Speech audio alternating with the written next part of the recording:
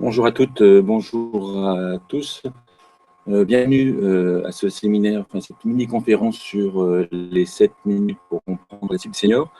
Alors juste pour me présenter, je suis Frédéric Serrière, je suis conseiller sur le marché des seniors depuis une quinzaine d'années. Plus d'informations, c'est frédéricserrière.com tout simplement. Pendant ces 7 minutes, l'idée c'est de décrire un petit peu qui sont les seniors, en tout cas tels que nous on les voit. Vous verrez en fait qu'il y a plusieurs visions du marché des seniors en fonction des conseillers ou en fonction des acteurs et plusieurs visions d'aborder cette cible senior. Alors déjà de qui parle-t-on? Quand on parle des seniors, généralement dans le marketing, on commence à 50 ans. Dans les banques et les assurances, ils commencent légèrement à 60 ans pour préparer la retraite. Dans le tourisme, c'est 60 ans. Et donc, pour faire simple, dans la présentation, on va dire que c'est les retraités, les plus de 60 ans. Donc, les plus de 60 ans, en France, ils sont environ un peu plus de 15 millions. Sur les 15 millions, il y a 1,3 personnes qui sont dépendantes, plus 4,5 millions de personnes qui sont dites fragiles. Donc, fragile, c'est une personne qui est soit seule, isolée chez elle, soit une santé légèrement fragile, soit l'habitat qui est un peu insalubre, entre guillemets, et qui risque de tomber dans la dépendance. Et ensuite, vous avez généralement les plus jeunes, 9,1 millions de seniors actifs qui sont essentiellement les jeunes. À côté, dans la présentation, dans le slide, je marque ce que ça représente. Ça représente 8 millions d'aidants. Même il y a certaines études qui indiquent que c'est pratiquement 8,5 millions d'aidants qui vont aider les 1,3 million de personnes dépendantes, plus une partie des personnes dites fragilisées. Donc, ces 15 millions de personnes retraitées et des situations de santé qui sont variées. Alors, la première manière de comprendre les seniors, ça a été les générations. C'était des thématiques qui sont arrivées des années 70 aux États-Unis, et ensuite en 80 avec le BIP, notamment en France. Alors le marketing générationnel, il ne suffit pas pour comprendre, j'insiste sur ce point, il ne suffit pas pour comprendre ou expliquer tous les comportements des seniors. Par contre, il permet de comprendre certains aspects ou certaines réactions. Donc, généralement, on segmente les baby-boomers qui sont entre 57 et 70 ans. En tout cas, 70 ans, c'est clair, c'est ceux qui sont nés en 1946. Ensuite, vous avez les seniors, et après, vous avez les grands seniors. Donc, on les appelle comme on veut. Il y a différents consultants qui les appellent de manière différente. L'important, c'est ce qui est à droite, c'est les valeurs. On leur a posé la question, qu'est-ce qui est important pour vous dans la vie? Et là, on voit qu'il y a des comportements qui sont très différents. En tout cas, des valeurs qui sont très différentes. Oui, les plus âgés, c'est sécurité, camaraderie, complicité entre amis. Les plus jeunes, en tout cas, la catégorie intermédiaire, c'est respect de l'autorité, par exemple, et les boomers, donc c'est Sarkozy, c'est Hollande, c'est Cohn-Bendit, c'est Ardisson, cette génération-là, pour prendre que des hommes dans mes exemples, ils ont des valeurs qui sont très différentes, qui sont l'hédonisme, la liberté, l'individualisme, la nostalgie. Donc, ces valeurs-là vont fortement impacter leur comportement. Autant les plus âgés, par exemple, le respect de l'autorité, la tradition, l'histoire, ça va les amener à s'intéresser, par exemple, plus aux marques et sensibles aux marques, alors que les baby-boomers, les plus jeunes, eux, la marque, ok, mais c'est plutôt le rapport qualité-prix qui va être décisif. Donc, ces valeurs-là sont à prendre en compte. Un autre exemple, les seniors, on va leur proposer plutôt un produit, une assurance, un produit touristique, alors que les baby-boomers, il faudra leur laisser la liberté de choix, et il faudra leur proposer plusieurs options dans le voyage ou plusieurs options. Et si on ne leur propose pas plusieurs options, eh bien, ils iront voir des concurrents.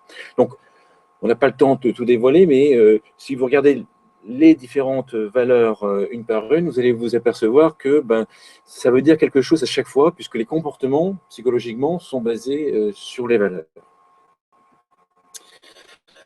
Ensuite, l'année dernière, on a fait un travail avec des psychologues et des seniors, donc en Cali et ensuite en Cantis sur 1500 personnes, pour classer qu'est-ce qui était important, le plus important pour eux dans la vie. Donc ça, c'est ce qui est à gauche, le plus important est en bas. C'est un peu comme Maslow, c'est en fait, il faut d'abord remplir les critères du bas pour pouvoir monter. Donc, le premier, c'est garder la vie, c'est une évidence. Après, garder la santé, la sécurité financière. Il y a aimer et être indépendant, continuer cette activité. Donc ça a été fait avec des psychologues, avec des seniors, plus ensuite valider le niveau de cantine sur 1500 personnes. On s'aperçoit que les produits à l'heure actuelle qui fonctionnent sur la silver economy ou le marché des seniors sont des produits qui sont basés, notamment en période de crise où ils commencent à faire des arbitrages financiers, c'est ceux qui sont basés sur les valeurs importantes. Alors, je prends un exemple. Si on dit qu'un ordinateur est simple d'utilisation, on le base sur la valeur continue de ses activités ou plutôt être indépendant. Si on dit que l'ordinateur, le même ordinateur qui est simple d'utilisation, permet de rester en contact avec les petits-enfants, là, on va rentrer dans la valeur aimer le besoin aimer ou être aimé. Et donc là, on sera sur un besoin très fort. Donc on s'aperçoit qu'entre deux campagnes de communication, une qui dit c'est basé sur être aimé et l'autre qui dit c'est pour être indépendant vu la facilité, dans le premier cas, les seniors sont plus sensibles. Et ensuite, on peut croiser par rapport aux différentes générations, mais bien sûr, on peut croiser par rapport à différents critères. Ça peut être les revenus, le patrimoine, l'état de santé de la personne, le statut matrimonial, est-ce qu'il y a des familles, est-ce qu'ils ont aidants, pas aidants, donc on peut croiser. Mais en tout cas, les besoins sont, tels qu'on les avait définis, sont ceux-là. C'est des cibles. Les seniors, sur le slide suivant, c'est des cibles qui sont très hétérogènes. Et c'est la difficulté de la silver economy. Pour moi, une des difficultés, c'est qu'on ne peut pas dire qu'il y a 15 millions de seniors et hop, j'ai 15 millions de seniors. Ça va être des segmentations beaucoup plus précises. Alors, comment on fait? On ne segmente pas forcément sur les générations, sur l'âge. On segmente sur les facteurs explicatifs d'achat. Qu'est-ce qui explique qu'une personne va prendre une téléassistance, par exemple, concrètement? Qu'est-ce qui explique qu'une personne va s'équiper d'une baignoire ou d'une douche à l'italienne, par exemple. Donc là, on voit c'est la chute ou un début de chute. Autre caractéristique des plus de 60 ans, c'est quand on leur pose la question quel est votre état de santé, ils s'estiment en bonne ou très bonne santé. Par contre, les aidants et les familles qui les regardent, eux, ont tendance à déclarer leurs aînés en moins bonne santé qu'eux-mêmes se déclarent. Donc, il y a ce phénomène qui est important parce qu'une personne qui a 70 ans, qui est un peu fragile, mais qui se déclare en bonne santé ou en très bonne santé, sera plus difficile à convaincre pour qu'on l'équipe de téléassistance ou d'aménagement de domicile ou d'un pilulier qui est connecté, par exemple. Ensuite, dans le même veine, ils se sentent entre 10 et 12 ans plus jeunes qu'ils ne le sont. Donc ça, c'est toutes les études sur l'âge subjectif ou l'âge cognitif aux États-Unis. Donc, une personne qui a environ 60 ans pense en avoir 48 dans sa tête. Et pareil, pratiquement pareil, pour quelqu'un qui a 70 ans. Ce qui fait que si on les appelle seniors, ils ne vont pas trop se reconnaître, parce qu'ils se reconnaissent en qu'adultes. Ensuite, un point qui est souvent oublié dans les conférences, en tout cas qui, à mon avis, n'est pas mis assez en exergue, c'est les revenus. Une retraite moyenne d'un homme à l'heure actuelle, c'est 1 200 euros. Et pour une femme, c'est même pas 1 000 euros. OK, il y a les pensions de vieillesse des plus âgés qui baissent ce chiffre-là, mais il y a aussi les réformes des retraites qui vont baisser ce chiffre-là. Donc, généralement, il faut tenir compte de ces phénomènes, de ces relevés, de ces revenus. Même s'ils sont 70% ou 80% propriétaires, c'est pas trop dans la mentalité française d'aller vendre leurs biens pour pouvoir avoir des compléments de revenus. En tout cas, par exemple, le viager n'est pas encore très courant. Ensuite, il y a un sujet que j'aborde souvent dans mes articles ou conférences, c'est que on n'est pas dans une culture de prévention. Ça, c'est un vrai sujet. C'est-à-dire qu'en fait, notre pays n'a pas une culture de prévention. C'est-à-dire qu'en fait, lorsqu'on interroge les gens qui ont 15 voire 90 ans, certaines vous disent « Oui, un jour, il faudra que j'aménage la maison ». Donc, on voit bien que le fait qu'il n'y ait pas de prévention à l'heure actuelle, ou en tout cas qu'il n'y a pas de culture de prévention, limite de facto, en tout cas segmente de facto le marché. C'est en fait, certains qui n'ont jamais été aidants, même si ont une santé fragile, ils verront pour plus tard pour s'équiper de biens de la silver economy. Et d'autres, par exemple les aidantes, qui ont vu leurs parents âgés et en mauvaise santé, ils se disent, oh là là, je ne veux pas être comme ça plus tard, et donc je vais m'équiper de produits et de services. Le dernier slide que je voulais vous passer, on ne sera pas 7 minutes, on sera plus que 10 minutes, mais c'est intéressant comme sujet, c'est qu'on avait développé il y a quelques années une matrice qu'on appelait la matrice COMGI, qui est très intéressante pour positionner la stratégie des produits. Alors, comment ça marche? C'est simple, on peut avoir un produit générationnel, qui c'est en fait la l'assistant, par exemple, ou les continences, ou les gameplays pour les plus jeunes. Donc, c'est un produit qui est à destination d'une génération, et en bas, on peut avoir un produit pour toutes les générations, un ordinateur, une chaise, une voiture, etc. Et sur l'axe horizontal, on peut avoir un positionnement. C'est comment on communique le produit. Donc, on peut avoir un positionnement générationnel, c'est-à-dire en fait, on positionne très senior. Et ensuite, on peut avoir un positionnement intergénérationnel.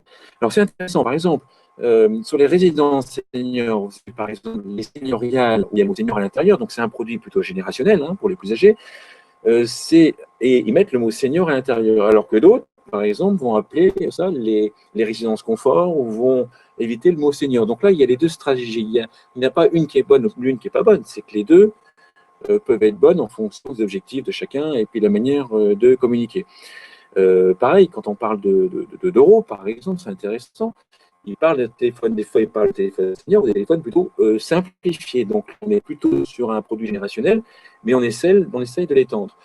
Autre exemple, il y a un produit qui s'appelle le pain senior. Ça ne s'appelle pas comme ça, en tout cas il est décrit comme ça pour une entreprise de Dijon.